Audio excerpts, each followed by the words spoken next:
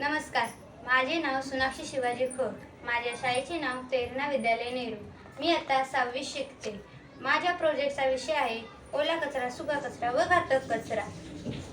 ओला कचरा म्हणजे अन्नपदार्थ, भाजीपाला आणि इतर सेंद्रिय पदार्थ जे कंपोस्ट खत बनवण्यासाठी उपयुक्त असतात, जसे की शिजवलेले अन्न, भाज्यांचे देठे, फळांच्या साली इत्यादी पदार्थ जे ओल्या कचऱ्यामध्ये टाकले जातात.